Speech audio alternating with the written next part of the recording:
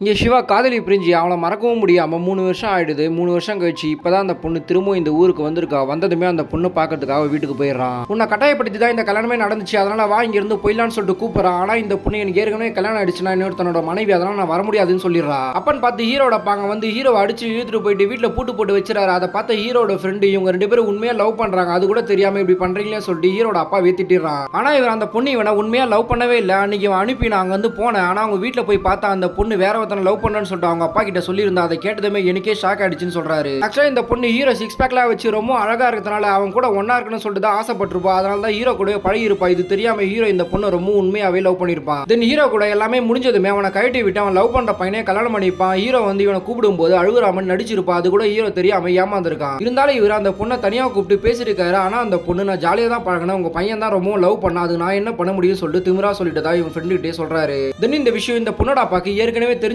இருந்தாலுமே நம்ம பொண்ணோட வாழ்க்கை இப்ப நல்லா இருக்கணும்னு சொல்லிட்டு ஹீரோட கையை காலை அடிச்சு உடைக்க சொல்லி அனுப்பி விட்டுறாரு. ஆனா இந்த பொண்ணு அந்த அடியாள் கிட்ட கையால மட்டும் உடைக்காதீங்க, அவனோட உயிரை எடுத்துருங்கன்னு சொல்லிட்டு அனுப்பி வச்சிருப்பாங்க. போனதுமே அந்த அடியாள் ஹீரோ கிட்ட எல்லா உண்மையும் சொல்லிடுறான். இப்ப ஹீரோ இந்த பொண்ணை பார்த்து நீ இப்படி இருப்பேன்னு சொல்லிட்டு நான் கொஞ்சம் கூட நினைச்சு பார்க்கல, உன்னை நான் சின்சியரா தான் லவ் பண்ணேன், ஆனா நீ என்னை ஏமாத்திட்டே சொல்லிட்டு ஒரு மூவ் ஃபீல் பண்றான். இப்போ கூட நான் உன்னை சாகடிக்க விரும்பல, உன்னோட உயிரையே நான் பிச்சையா போடுறேன், உன்னை லவ் பண்ணதுக்கு நான் தான் செத்து போனோம், எனக்கு தான் தண்டனை கிடைக்கிறேன்னு சொல்லிட்டு அவன் அங்கேயே இறந்து போறான்.